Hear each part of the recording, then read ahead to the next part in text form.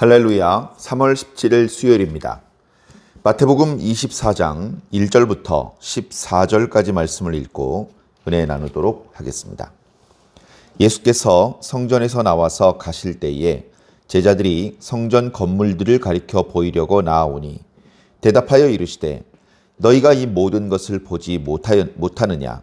내가 진실로 너희에게 이르노니 돌 하나도 돌 위에 남지 않고 다 무너뜨려지리라. 예수께서 감람산 위에 앉으셨을 때에 제자들이 조용히 와서 이르되 우리에게 이르소서 어느 때에 이런 일이 있겠사오며 또 주의 임하심과 세상 끝에는 무슨 징조가 있사오리이까. 예수께서 대답하여 이르시되 너희가 사람의 미혹을 받지 않도록 주의하라. 많은 사람이 내 이름으로 와서 이르되 나는 그리스도라 하여 많은 사람을 미혹하리라. 난리와 난리 소문을 듣겠으나 너희는 삼가 두려워하지 말라. 이런 일이 있어야 하되 아직 끝은 아니니라. 민족이 민족을 나라가 나라를 대적하여 일어나겠고 곳곳에 기근과 지진이 있으리니 이 모든 것은 재난의 시작이니라. 그때의 사람들이 너희를 환난에 넘겨주겠으며 너희를 죽이리니 너희가 내 이름 때문에 모든 민족에게 미움을 받으리라. 그때 많은 사람이 실족하게 되어 서로 잡아주고 서로 미워하겠으며 거짓 선지자가 많이 일어나 많은 사람을 미혹하겠으며 불법이 성함으로 많은 사람의 사랑이 식어지리라. 그러나 끝까지 견디는 자는 구원을 얻으리라. 이 천국 복음이 모든 민족에게 증언되기 위하여 온 세상에 전파되리니 그제야 끝이 오리라. 아멘. 드디어 마태복음 24장이 시작되었습니다. 예수님의 말씀을 마태복음 안에서는 이제 더 듣기가 어려울 것 같습니다. 이제 마지막으로 마태복음 24장 또 25장까지 예수님의 말씀 소나기에 흠뻑 젖으시고 은혜가 충만하시기를 간절히 축원합니다. 예수님의 말씀이 이렇게 집중적으로 쏟아지는 부분이 특별히 마태복음에서 5군데 정도 있었다는 말씀을 몇 차례 드렸습니다. 처음은 5장, 6장, 7장의 산상수훈 말씀이었고 그 다음에 10장에 예수님께서 제자들을 전도여행 파송하기 전에 제자도에 대한 말씀을 주셨고 13장에 천국 비유에 대한 말씀들이 있었고 또 18장에는 교회에 관한 교회를 향한 주님의 권면의 말씀이 있었습니다. 그리고 이제 마지막 24장과 25장에는 예수님의 이제 마지막 강화 말씀인데요. 이제 3절에 보면 감람산에서 잠깐 쉬시면서 제자들의 질문에 대하여 예수님께서 답변해 주신 내용이기 때문에 감람산 말씀, 감람산 강화 말씀이라고 그렇게 이제 보통 이름이 붙여진, 그리고 그 내용을 보면 소묵시록, 그러니까 예수님의 때로부터 가까운 미래 또 세상 끝날에 되어지는 그런 여러 가지 환난들과 하나님의 백성들이 구원을 받게 되는 여러 정황들에 대하여서 말씀해주고 있어서 물론 더 자세한 것들은 요한계시록이라든가 다른 부분에 말씀하고 있으시지만 마태복음 안에서는 24장과 또 25장의 세 가지 비유를 통해서 말씀해주고 계십니다.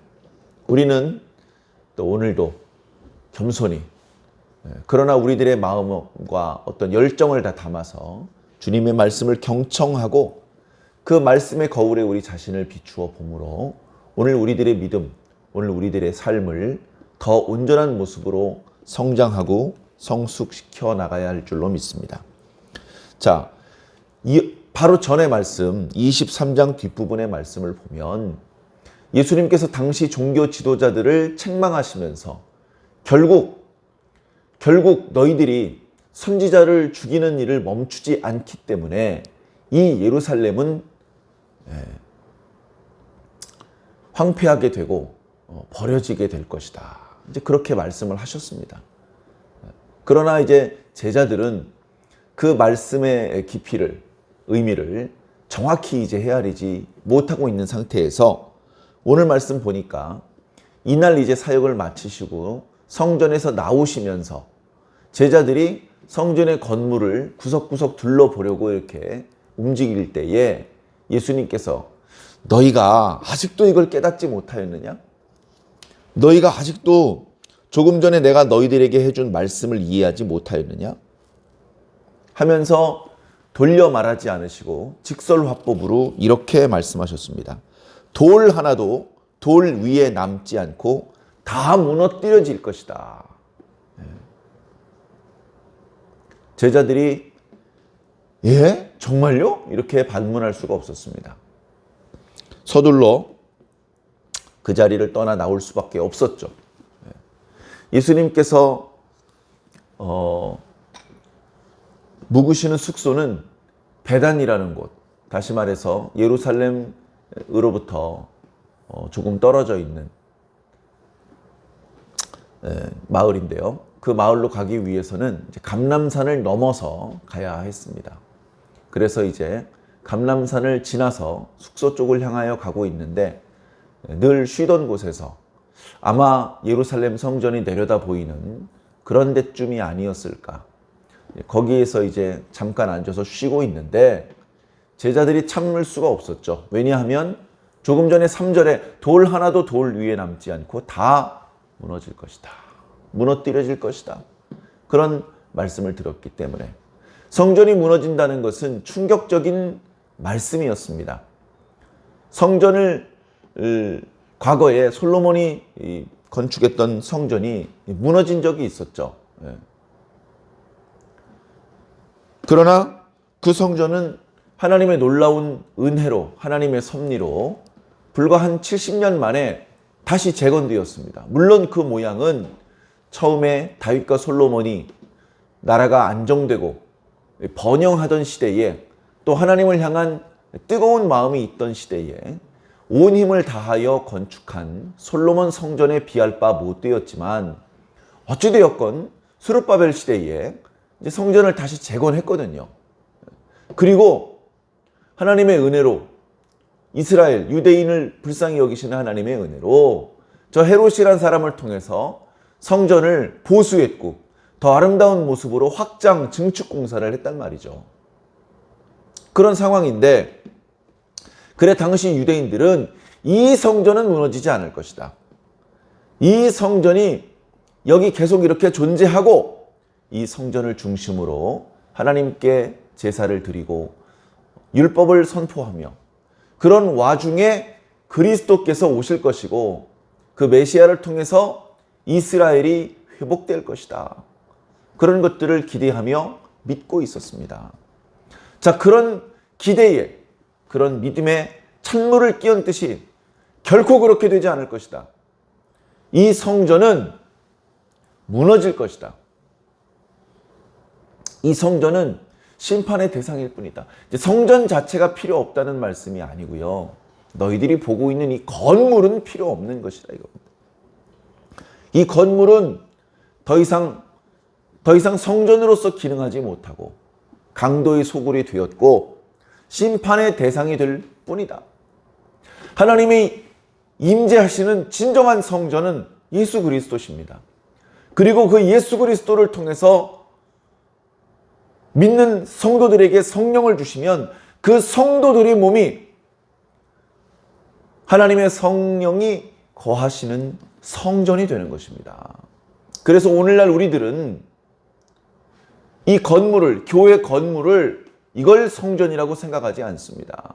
더러 그렇게 이름 붙이고 있기는 하지만 그건 그냥 이름일 뿐이고 진정한 의미로서의 성전은 믿는 자의 마음입니다. 믿는 자의 몸입니다. 그 속에 바로 하나님의 성령이 임재하시는 것입니다. 참 놀라운 일이죠. 놀라운 일이죠. 과거의 대제사장조차 하나님께서 허락하신 특별한 상황에만 지성소에 들어갈 수 있었는데 모세도 어떤 때는 감히 성소 안에 들어갈 수 없었고, 그곳에서 하나님께서 임재하시며 그곳에서 하나님께서 말씀하셨고, 거기서 하나님의 불이 쏟아지기도 했었는데, 그랬던 그 성소와 지성소가 그 기능과 그 의미가 오늘 신자들의 마음속에, 영혼 속에, 육체 속에 있다는 것이 얼마나 놀라운 사실입니까? 우리는 우리의 몸과 마음과 영혼의 이 전 인격을 하나님의 성전답게 날마다 정결하고 거룩하게 그렇게 세워나가야 될 줄로 믿습니다. 우리들의 심령의 성전은 아직 만들어지지 않았는데, 저 눈에 보이는 건물마저 무너지면 우리는 이제 어디서 하나님을 만난단 말입니까? 사랑하는 성도 여러분, 교회가 또 여러분들의 그 몸의 성전이 날마다 하나님의 성령이 임하시는, 그리고 하나님의 말씀이 선포되는 놀라운 하나님의 임재의 현장이 될 수 있도록 하나님께서 허락하셨으니 그 은혜를 더욱 잘 누리며 지켜나가시기를 부탁을 드립니다. 자, 이런 성전이 무너지는 사건은 당시 유대인들이었던, 예수님 제자들도 다 유대인들이죠. 그들의 관점에서 볼 때에 이 역사가 진행되는 중간에는 일어날 수 없는 일이었습니다. 아, 이건 끝이다, 끝. 이 세상 끝.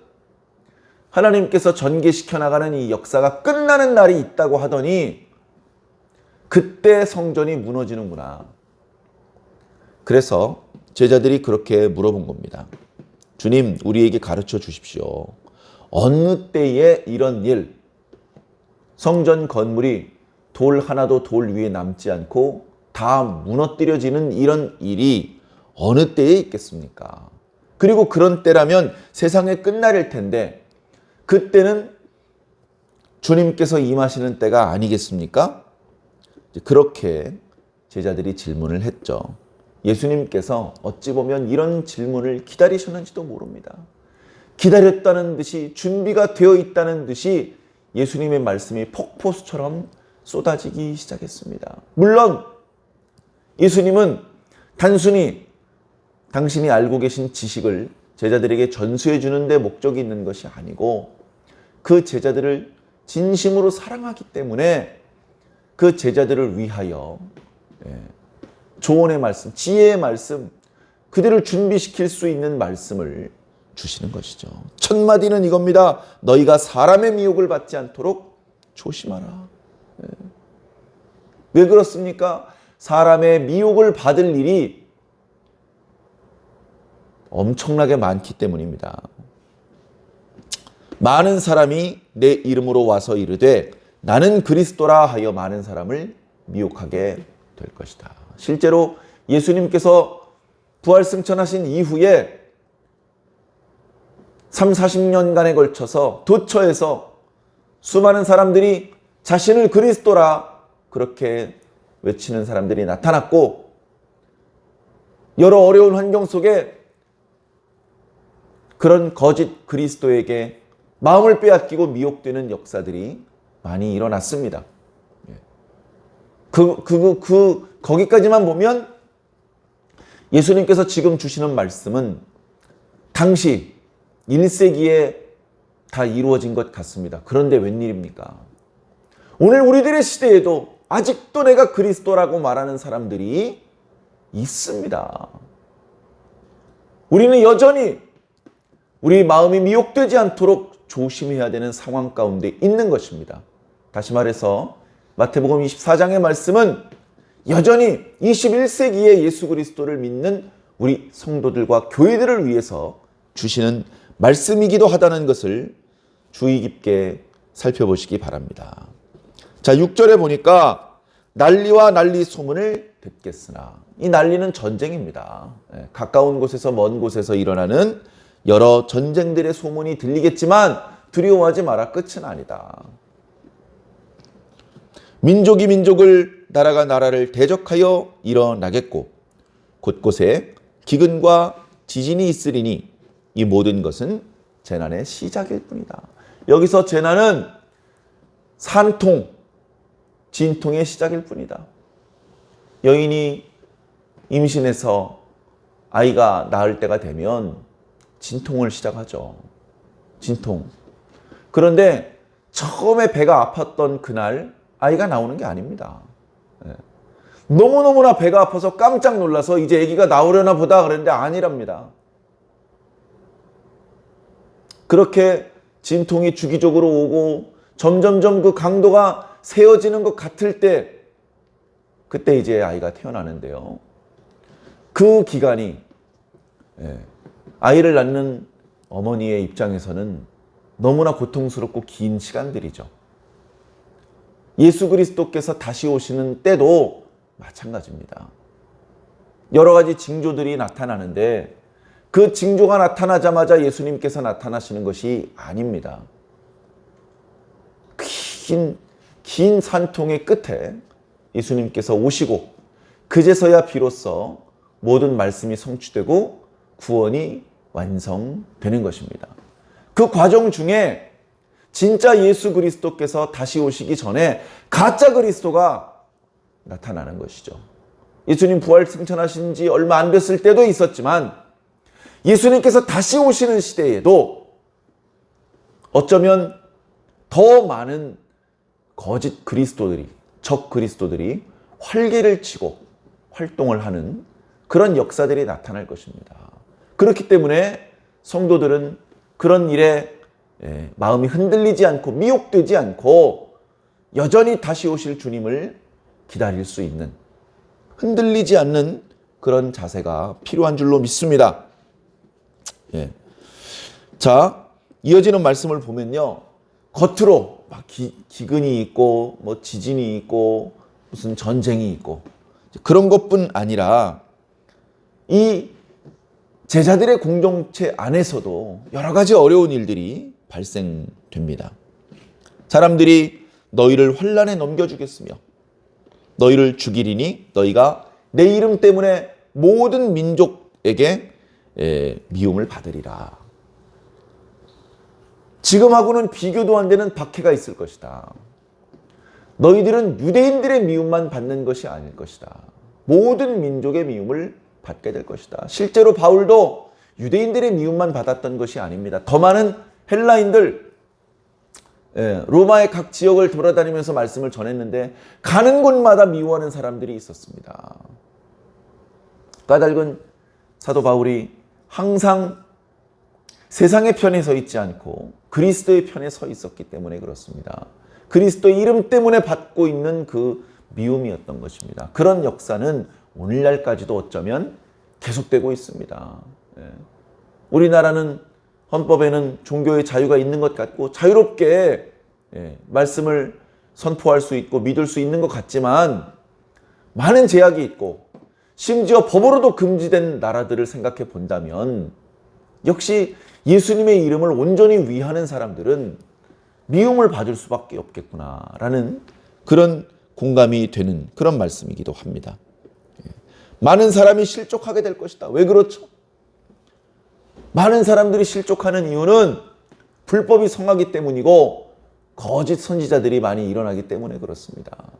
그렇게 실족하게 되면 서로 잡아주고 서로 미워합니다. 성도들끼리, 제자들끼리도 이런 일들이 발생된다는 것이죠. 거짓 선지자가 많이 일어나 많은 사람을 미혹하게 하겠으며 불법이 성함으로 많은 사람의 사랑이 식어질 것이다. 이 거짓 선지자의 역사에 대해서는 이미 요한 서신, 또 베드로의 서신, 야고보의 서신, 바울의 서신을 통해서 반복적으로 경고되고 있습니다.